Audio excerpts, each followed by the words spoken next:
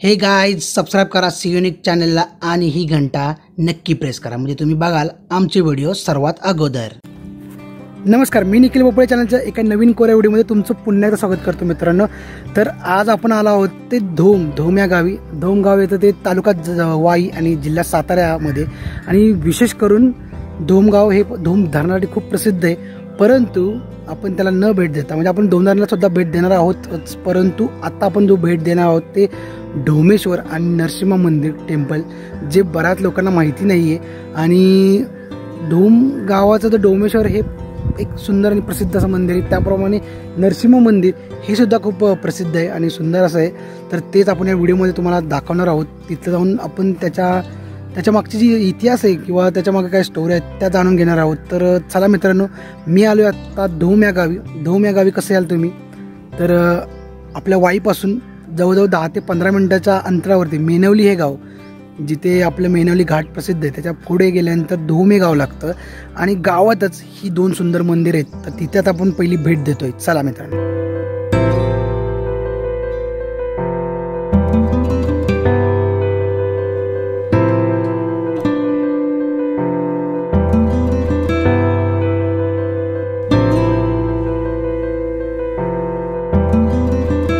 गावामधून तुम्ही 5 मिनिटांमध्येच या मंदिरावरती पोहोचता। धोम गावाच्या एका बाजूला वसलेले हे सुंदर असं मंदिर नरसिंह आणि सिद्धेश्वर देवस्थान कृष्णा नदीच्या काठावरतीच वसले हे मंदिर आणि खूप जुनं आणि पुराण आहे, म्हणजे पांडवकालीन आणि त्यानंतर पेशवेकालीन सुद्धा मंदिर आहे। हे दोन मंदिर येतं। तर आता आपण आतमध्ये गेल्यानंतर बघूयात की काय काय अजून त्या गोष्टीमध्ये आपल्याला बघायला भेटते।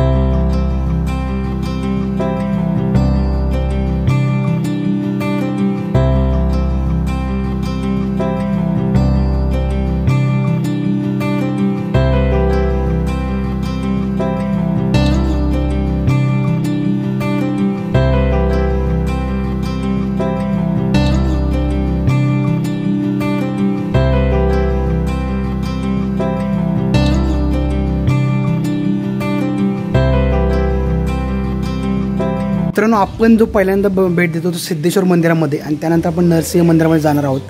तर सिद्धेश्वर मंदिरामध्ये आपण पहिलं दर्शन घेऊयात आणि त्यानंतर त्या गोष्टी जाणून घेऊयात की या मंदिरामध्ये अजून काय काय गोष्टी आहेत।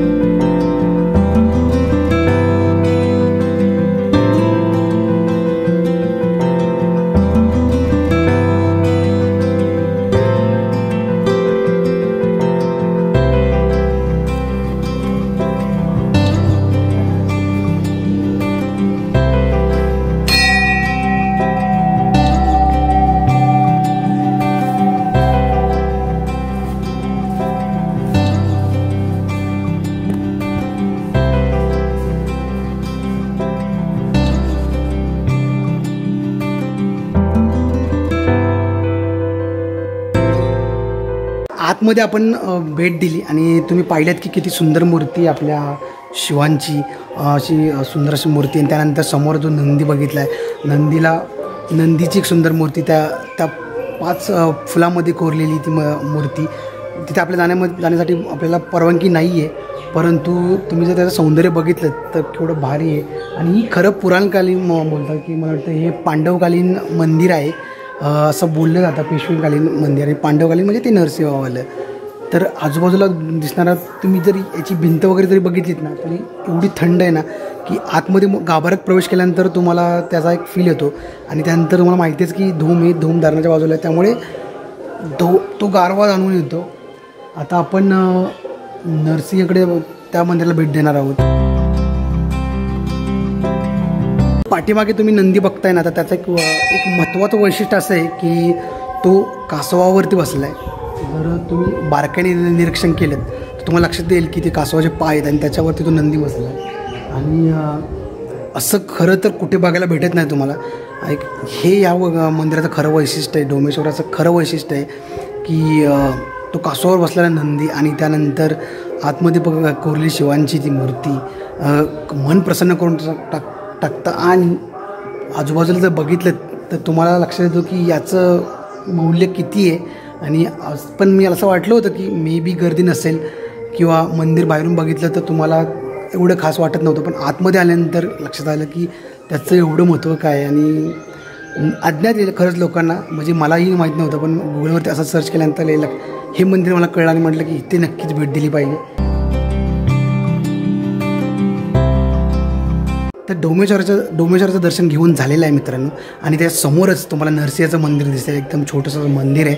आणि नरसिंह तुम्हाला माहिती आहे विष्णूचा अवतार आहे. पुराणकाळी विष्णूने आपल्या भक्ताला वाचवण्यासाठी खरं तर तो अवतार घेतला होता. याचं वैशिष्ट्य तुम्हाला माहिती आहे की त्याचा फेस हा सिंहासारखा असतो आणि त्याची बॉडी आहे, जी खालची बॉडी ती माणसासारखी असते, म्हणजे ती अर्धी बॉडी माणसासारखी असते आणि त्याचा फेस सिंहासारखा असतो. तर असा हा नरसिंह आपण तिथं आता जाऊन दर्शन घेऊयात आणि आपलं मन तृप्त करून घेऊयात. विष्णूचा हा अवतार आहे. खरं असं म्हटलं जातं की भक्तांना कोण संकट असेल किंवा एखाद्याला गरज असेल तर तेव्हा तो अवतार प्रकट झाला होता. आणि असा हा देव, असा हा नरसिंह आपला. तर बाहेरच जर तुम्ही मंदिर बघितलं ना तर एवढं भारी आहे ना की 4 ते 5 खांबावर गोल असं मंदिर येते आणि तिथे मध्येच त्याची मूर्ती आहे.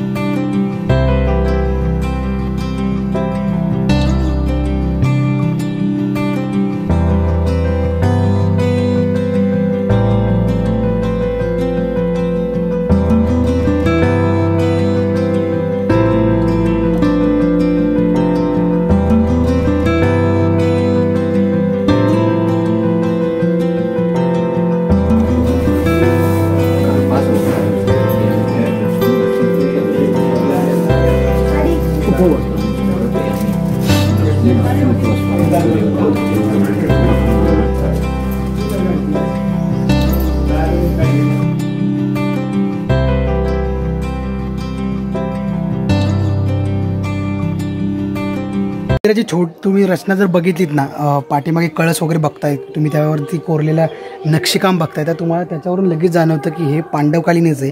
आणि वाईला माहिती आहे तुम्हाला विराटनगरी बोलली जायची. आपला वैराटगड इथे आणि इथे याला विराटनगरी बोलली जायची. पांडव इथे राहिलेले आहेत, पांडव इथे राहून गेलेत, पांडवगडावरती म्हणा किंवा आपल्या वैराटगडावरती. त्यामुळे खरं तर इथं तुम्हाला बरेच प्रकारचे मंदिर आणि लेण्या बघायला भेटतात. आणि त्यातलंच हे नरसिंह आणि डोमेश्वर म्हणजे आपलं शिवांचं मंदिर, त्याच्या मंदिराच्या रचनेवरून लगेच लक्षात येतं की हे खरं तर पांडवकालीन मंदिर आहे. आणि मला माहिती आहे की बऱ्याच लोकांना या मंदिराबद्दल माहिती नाही आहे, म्हणून तो आपल्या चॅनलतर्फे आपण इथे आलो आहोत आणि म्हटलं की जास्तीत जास्त लोकांपर्यंत ह्या गोष्टी पोचल्या पाहिजेत. आणि एक पर्यटन म्हणून म्हटलात किंवा एक श्रद्धा म्हणून आपण इथं आलं पाहिजे. आणि खरं इथली रचना बघण्यासाठी तुम्ही नक्की या मंदिराला भेट द्या. डोमला कसं यायचं, धोमला कसं यायचं मी तुम्हाला लगेच डिस्क्रिप्शन बॉक्समध्ये सांगतो, म्हणजे तुम्हाला लगेच कळेल की तुम्ही इथे कसे येऊ शकता.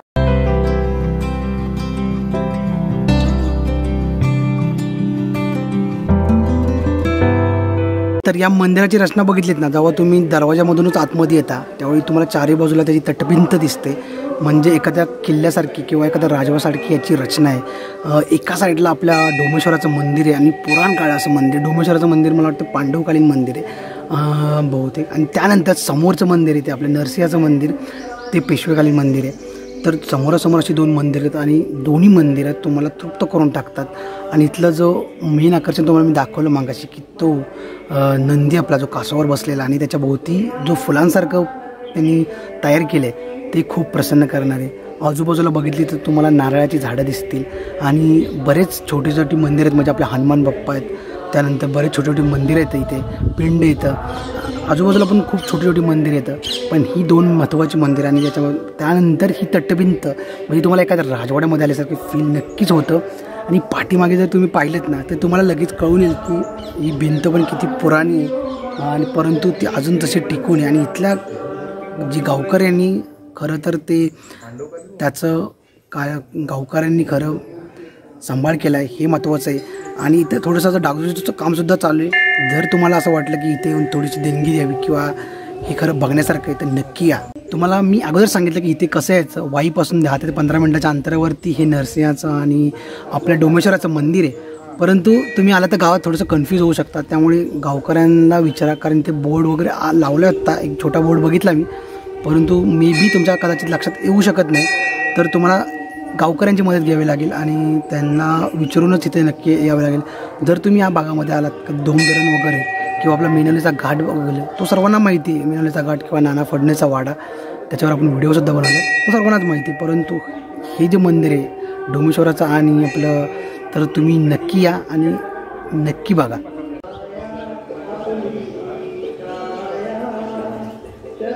तर मित्रांनो, इथेच करतो या व्हिडिओचा शेवट. होप सो तुम्हाला हे डोमेश्वराचं मंदिर आणि जे नरसिंहाचं मंदिर आपण पाहिलं ते तुमच्यासाठी नवीन होतं. जर नक्की इकडे आलात वाई महाबळेश्वर पाचगणीला, तर डोमेश्वराला धोम गावाला येऊन नक्की भेट द्या. आणि जर हा व्हिडिओ तुम्हाला आवडला असेल तर जास्तीत जास्त लोकांपर्यंत शेअर करा मित्रांनो.